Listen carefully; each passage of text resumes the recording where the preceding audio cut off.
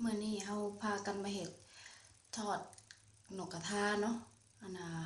แบบง่ายๆพวกเจ้าหนึ่งนี่คือข้อยตำเครื่องก่อนเนาะมีหัวสิงไคมีกระเทียมมีขิงอันนั้นตำให้ละเอียดเด้อพวกเจ้าเฮ็ดแบบซี่เนี่ยมันจึงบ่คาวได้พวกเจ้าได้นี่ตำละเอียดแล้วก็ข้อยสิไปเอือบใส่นกเนาะอันน่ะใส่นี่ข้อยใส่น้ำตาลจัก1บวงปลายแล้วก็เกลือ1บวงน้อยเนาะเป็นนัวจักครึ่งบวงน้อยถ้าไผบ่มักก็บ่ต้องใส่เด้อแล้วก็ใส่ซีอิ๊วอัน1 บวงบางคนเขาจะใส่อันน่ะเนาะใส่น้ำมันหอยแต่ว่าพวกเจ้าจะหมักก็ใส่ก็ได้เด้อแต่ว่าคันใส่เฮาใส่น้ำมันหอยหยังน่ะเวลาทอดมันก็สิออกแบบดำๆเด้แล้วเราก็ใส่อันเครื่องที่เฮาตำเนาะบีบน้ำมันออกแหน่แล้วก็นวดแล้วก็อันน่ะคั่นแบบเอือบมันน่ะนะเอือบมันเข้าโตนกกระทาเนาะนกกระทานี่อันน่ะเฮากับปาดทั้งท้องมันเนาะแล้วก็แบะออกเนี่ยเด้อพวกเจ้านี่เฮ็ดคือข้อยเฮ็ดนี่แหละ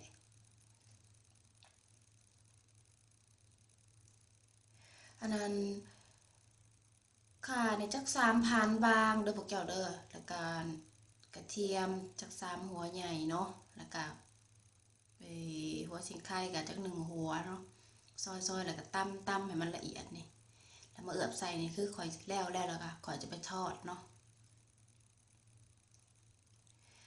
วิธีเสกไฟเด้อบ่ต้องไฟแห้งเนี่ยเอาไม้นี่จุ่มลงเนาะมันฝดพอดีแล้วก็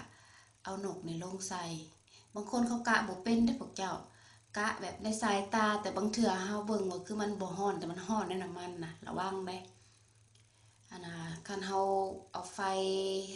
แห้งหลายแล้วใส่นกลงไปนี่มันจะอ่าสีมันก็จะเข้มก่อนสุกพวกเจ้าแต่ถ้าว่าไฟพอดีมันก็จะเหลืองอ้อยๆหนึ่ง นี่ตักเศษหัวชิงไข่กระเทียมออกแน่เพราะมันจะเห็ดให้คมเนาะค่ะมันใหม่เนาะตักถิ่ม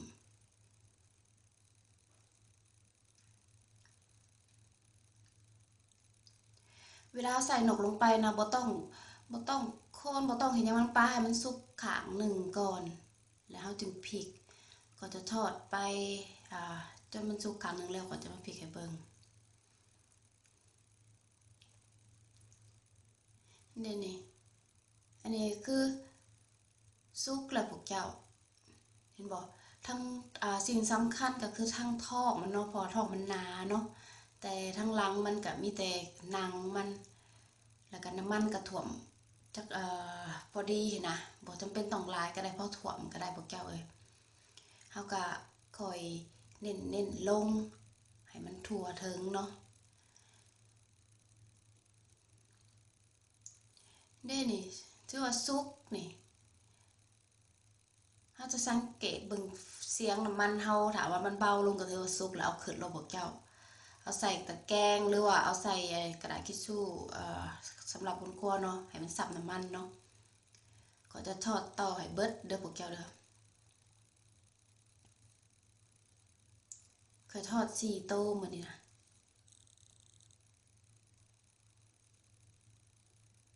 หอมแซ่บสุกทั้งในเหลืองนี่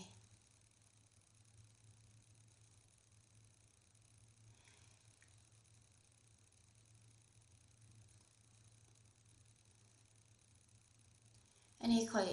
ทอดเรียบร้อยเบิดเลยแล้วข่อยจะไปซับให้เบิ่งเนาะ พวกเจ้าข้าวเหนียวฮ้อนๆเนาะตำบักถั่วโอ้ยแซ่บปานหยังเดี๋ยวก็สิวิวให้เบิ่ง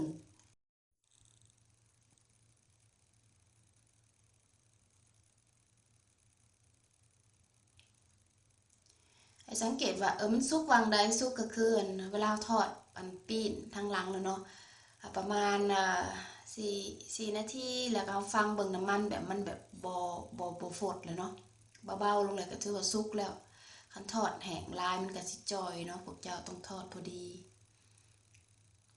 นัวๆเด้อันน่ะ นกกระทาเนาะคันผู้ใดมักกินหั้นนะฮู้เลยว่ารสชาติเป็นจั่งใด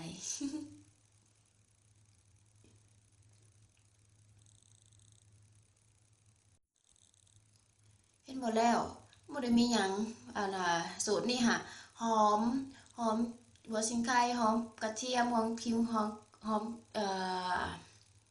หอมเครื่องเด้อพวกเจ้าเด้อบ่คาวลองเฮ็ดเด้อบ๊ายบาย